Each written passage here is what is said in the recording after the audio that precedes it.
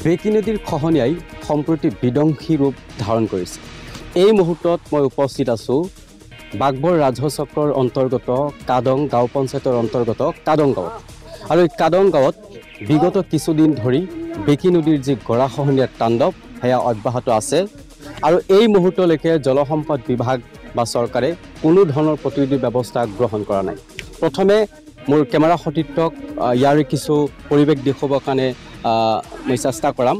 এনেদৰে বিগত কিছুদিন ধৰি বেকী নদীৰ যি প্ৰবল খহনীয়া, এই খহনীয়াই ইতিমধ্যে 20টাকৈ পৰিয়াল উচন কৰিছে। এফালে বাঢ়নী পানীৰ তাণ্ডৱ, আনফালে ৰাইজ যথেষ্ট আতংকিত হৈছে। আৰু এনেদৰে মোৰ কেমেৰা সতীৰ্থক আৰু মই দেখুৱাবলৈ যত্ন কৰিছোঁ, এনেদৰে নিজৰ ঘৰৰ যি লাম লাকুটো আছিল সেয়া লৈ ইতিমধ্যে তেওঁলোকে নিৰাপদ স্থানলৈ আচলতে ঢাপলি মেলিছে। আৰু প্ৰতিদিনে খহনীয়াৰ যি ভয়ংকৰ কালৰূপ সেয়া অব্যাহত আছে।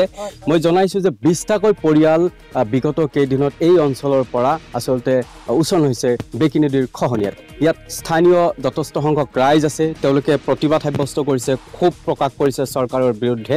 জলসম্পদ বিভাগ বা চৰকাৰে কোনো ধৰণৰ কাৰ্যকৰী ব্যৱস্থা এতিয়ালৈ হাতত লোৱা নাই। ইয়াত এগৰাকী স্থানীয় ব্যক্তি আছে, আমি তেখেতৰ পৰা জানিম কি ক'ব। আচলতে বেকী নদীৰ যি গৰাখহনীয়াৰ তাণ্ডৱ, এফালে বাঢ়নী পানী, আনফালে খহনীয়া, মানুহৰ দুখ আচলতে যথেষ্ট পৰিমাণে হৈছে। হয়, আমি এক কথাত ক'বলৈ গ'লে যে বেকী নদীৰ যি বাঢ়নী পানী আৰু যি খহনীয়া আৰু ওপৰৰ পৰা যি ধাৰাসাৰ বৰষুণ, বিপদৰ ইয়াতকৈ আৰু ডাঙৰ বিপদ হ'ব নোৱাৰে। এনেকুৱা বিপদত মানুহ পৰিছে, জীৱ জন্তু ইয়াতকৈ ভালকৈ বসবাস কৰে। কিন্তু দুখৰ কথা যে চৰকাৰৰ ফালৰ পৰা কোনো ধৰণৰ সহায় আজিলৈ এওঁলোকে পোৱা নাই। আৰু এই চেগত আমি উল্লেখ কৰিব বিচাৰিছোঁ যে চৰকাৰ নামৰ যন্ত্ৰখনৰ যদি মানুহৰ প্ৰতি অকণো দায়বদ্ধতা থাকে, তেতিয়াহ'লে অতি সোনকালে এই কাদং বেকী নৈত গৰাখহনীয়াগ্ৰস্ত পৰিয়ালক চৰকাৰী সাহায্য প্ৰদান লগতে উচিত ক্ষতিপূৰণ দি মানুহক মানুহ হিচাপে বাচি থকাৰ